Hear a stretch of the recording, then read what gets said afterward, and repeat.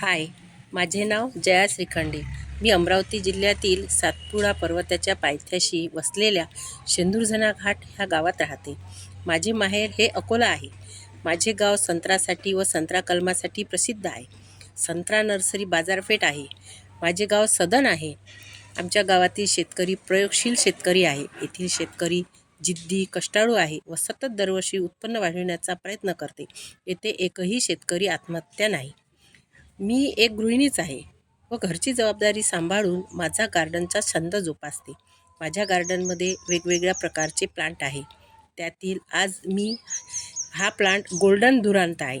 याचे नाव गोल्डन धुरांत आहे. त्याविषयी थोडंफार सांगणार आहे.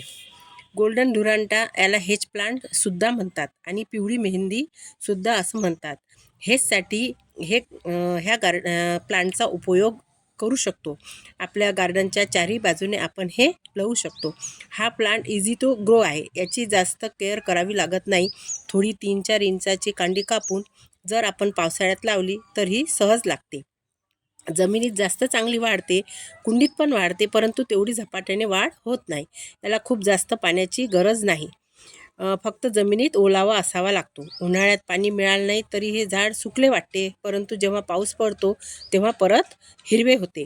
याला उन्हाची गरज असते. उन्हामध्ये चांगले वाढते व चमकते सुद्धा. हिवाळ्यात याची ग्रोथ कमी होते. जास्त उन्हामध्ये ही झाड खूप चांगले टिकून राहते. ह्याला वेगवेगळे आकार पण देऊ शकतो. याला वेगवेगळे टोपियारीसुद्धा बनवू शकतो. जसं की हा मी आता तुम्हाला दाखवत आहे. ओम आकारामध्ये कटिंग केला आहे. हे प्लांट 12 वर्षाचे आहे. आधी वेगळा आकार होता, आता मी याला ओमचा आकार दिला आहे. असा वेगवेगळ्या आकार देऊन वेगवेगळी कला आपण जोपासू शकतो, पण त्याला वेळसुद्धा द्यावा लागतो. सौंदर्यवृद्धी करणारे हे झाड आहे. ह्या झाडाच्या उपस्थितीने कोणतेही गार्डन अधिकच खुलून निघते. याशिवाय गार्डन अपूर्णच वाटते. धन्यवाद.